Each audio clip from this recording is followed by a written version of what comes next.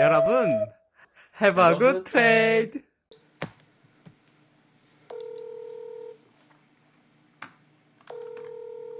여보세요? 나 지금 그 뭐야 롯데백화점 강남점 하나 좀 살라고. 백화점 여기 땅 좀 살라고. 땅. 너가 준 돈 100만 원 있잖아. 어, 그걸로 이제 뭐야 부동산 좀 살 거야. 아, 그래? 어. 빌딩 사갖고 뭐 남는 거 있으면 너 좀 띄워줄게. 고맙다. 수고해. 빌딩에서 뛰어내리게. 가격은 무조건 올라 내가 투자하면. 빌딩 한 3만원어치 살 거잖아. 어. 그러면 한 10제곱센치 사는 거 아니야? 그지 그럼 뭐. 거기 발 디디고 이제 거기서 떨어져 죽는다. 여러분 이거는 약간 이 친구가 유머러스하게 받는 거예요. 제가 원래 투자를 잘합니다. 미친 새끼. 유튜브를 하더니 정신분열자. Have a good trade. 안녕하세요. 대출주도 성장 대주성TV입니다. 제가 오늘 강남에 있는 롯데백화점 아시나요 혹시? 롯데백화점을 좀 사려고 제가 원래는 주식만 하는데 요즘에 그 주식 수익률도 뭐 신통치 않고 그래가지고 이제 너무 주식에 몰빵을 치면은 위험도 크니까 이제 부동산에 대해서 이제 관심을 좀 가져보자. 어떤 건물을 살지 좀 알아보다가 뭐 아파트도 그렇고 뭐 모든 빌딩도 그렇고 부동산은 강남에서 시작해서 강남이 끝 아니겠습니까? 강남에 있는 롯데백화점 한 주 사려고요. 네. 어떻게 사냐고요? 이제는 살 수 있습니다. 저같이 약간 자산 사이즈가 작은 개인들도 이제 롯데백화점 강남점을 이제 살 수가 있게 되었어요. 그게 리츠입니다. 네, 리츠란 이제 이게 뭐냐면 부동산 부동산 간접 투자. 네, 직접 투자는 내가 직접 사야 되는 거잖아요. 예를 들어 롯데백화점 강남점이 뭐 한 얼마 하지? 뭐 예를 들어 뭐 5천억이라고 칩시다. 5천억이다. 그럼 제가 5천억 못 사잖아요. 돈이 없으니까. 근데 이제 강남점을 내가 사고 싶은 금액만큼 살 수 있는 거죠. 예를 들어 벽돌 하나를 산다. 1,000원어치를 사고 싶다. 벽돌에는 뭐 시멘트 그 페인트에 그 붓 한 칠 그 정도를 사고 싶다. 그러면은 이제 그거를 1,000원에 살 수 있는 게 리츠입니다. 근데 이제 이게 옛날에는 별로 이렇게까지 시장에서 관심을 못 받았는데 최근에 굉장히 핫하거든요. 이게 왜 핫한지를 제가 알아봤어요. 그냥 알아봤는데 여러 가지 이유가 있겠지만 일단은 세금을 깎아줬어요. 정부에서.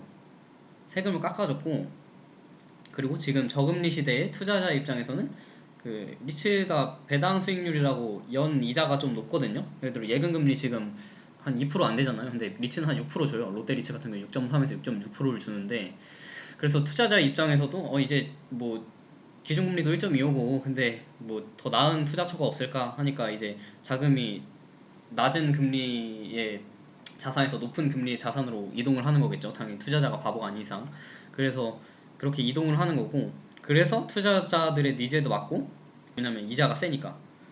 기업 입장에서도 이제 부동산이라는 자산 자체가 그 유동화하기가 굉장히 어렵잖아요. 예를 들어 이거를 팔려고 하면은 팔 때 누가 살려는 작자를 구하기도 힘들고 내가 뭐 팔고 싶다고 해서 요만큼을 띄어서 예를 들어 롯데백화점이 있는데 백화점 뭐 2분의 1을 반토막 내서 팔 수가 없잖아요.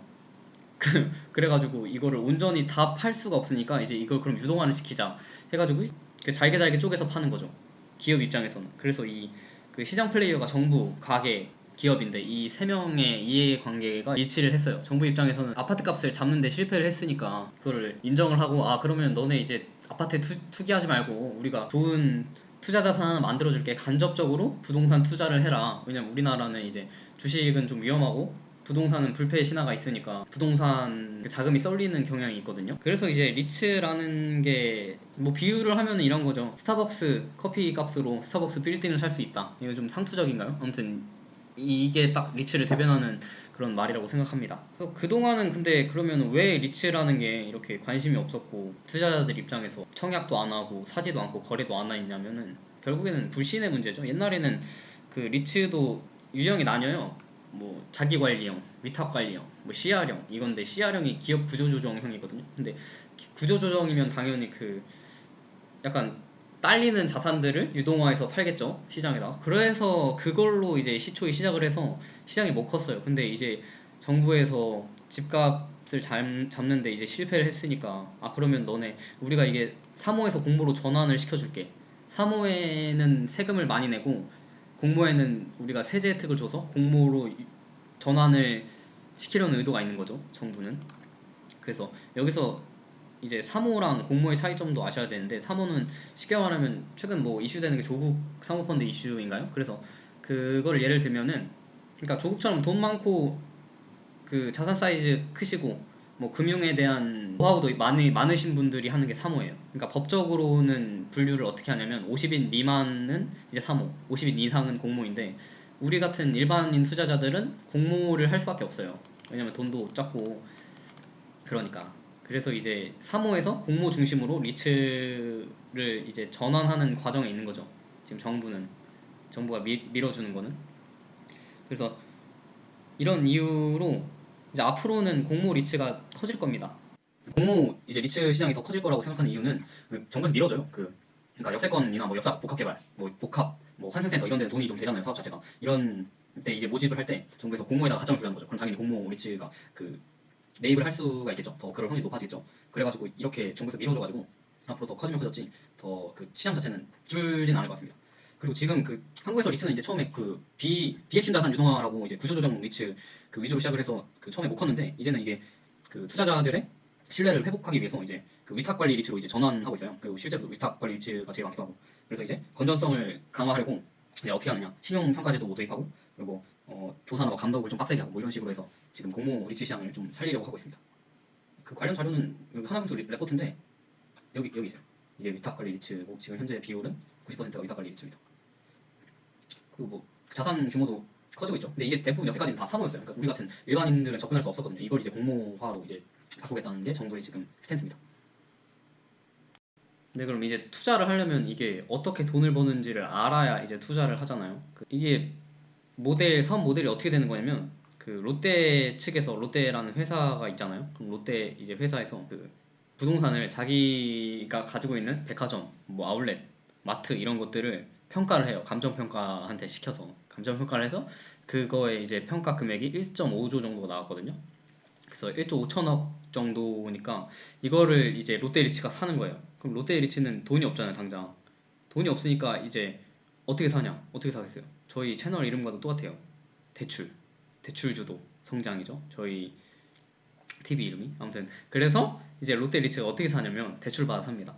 대출을 받고 일단 그러니까 차입을 하고 그 다음에 이제 공모 투자자 기관이나 개인 투자자들한테 주식 형태로 이제 투자를 받는 거예요. 그래서 은행한테 대출을 받아서 남은 금액을 이제 투자를 받아서 이제 갚는 거죠. 그러니까 1.5조 중에 얘네가 한 4천억, 얘네도 4천억이겠죠. 그러면 똑같이 50대 50이니까. 그러면 이제 한 8천억이니까 그러니까 차입은 한 7천억을 하는 거예요. 롯데리츠 측에서는 대출을 8천억을 하는 거고 그리고 이제 LTV라고 집값에 비해서 얼마나 대출을 해주느냐의 비율이 LTV거든요. 그래서 롯데리츠 같은 경우에는 60%까지 대출이 돼요. 그러니까 예를 들어 1억이면은 6천만 원까지 은행에 대출을 해주는 거죠. 그래가지고 이제 1.5조 중에서 남은 8천억이잖아요. 4천억 하니까 그럼 남은 7천억을 대출을 받는 거예요. 근데 먼저 받는 거죠. 먼저 받고 이걸로 나중에 갚는 거예요. 우리한테 투자를 받아서. 그러면 이제 롯데 쇼핑이 이제 기업이잖아요. 기업이니까 기업 입장에서는 원래 자기네 부동산이 있을 거예요.